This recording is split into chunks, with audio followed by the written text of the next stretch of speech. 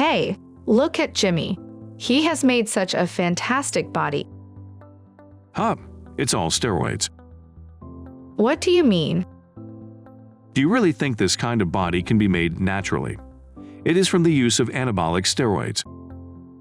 Oh, I don't care as long as people stay in shape. Hello everyone and welcome back to sqadia.com.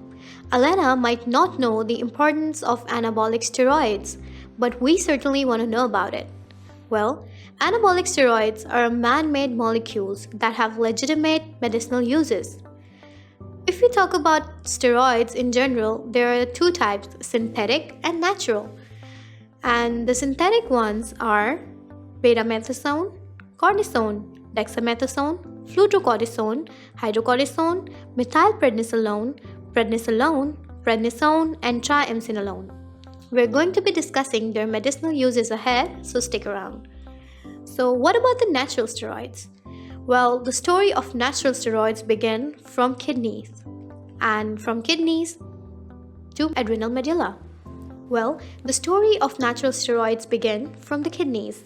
Here, adrenal gland is going to secrete certain type of steroids. Adrenal gland is further divided into two categories or two bifurcations: adrenal cortex, which is the outside, and adrenal medulla, which is the inside. So we're specifically covering adrenal cortex here.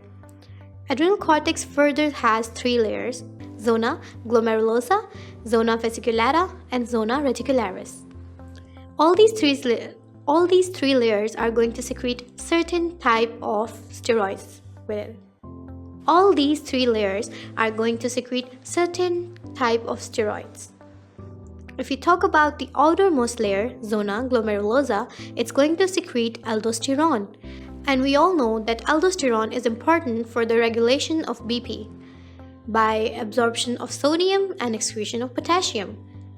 The whole detailed mechanism is a topic for another day, but you must remember that it is excreted via distal convoluted tubule and collecting ducts. The middle layer is known as zona fasciculata, and it's going to secrete cortisol, which is our main topic today. We're going to be discussing it in details, but for now I'm going to give an overview for that it's going to be raised in the morning and low in the midnight, and it's going to be helping us in the metabolism of fats and proteins. It also regulates the blood glucose level and also causes the immunosuppression effect. And the innermost layer is the zona reticularis that secretes two hormones, basically androgens, DHEA, which means dihydroepiandrosterone, and androstenedione. Both of them are androgens and help in secondary male characteristics. Well, how do you remember these three layers?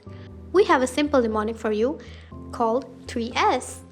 The first S being salt, and from salt we mean mineralocorticoids. For example, aldosterone. The second S is sugar, means glucocorticoid, that is going to secrete cortisol. And the third one is sex, that is going to release androgens. So this mnemonic is going to help you remember the layers of adrenal cortex and the release of certain steroids. So this was just a brief introduction. Let us move on ahead to the next sections and discuss corticosteroids pharmacology today.